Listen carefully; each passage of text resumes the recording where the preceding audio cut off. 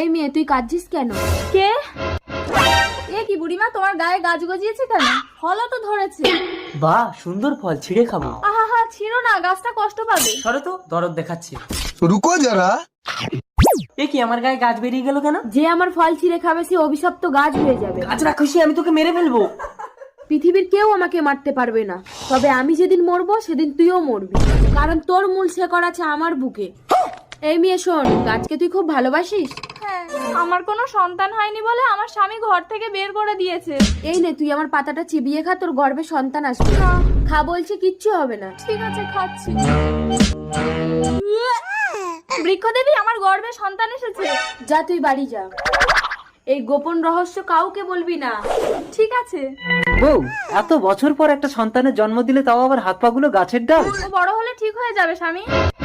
মরল মাসে একটি অভিশপ্ত গাছের ফলকে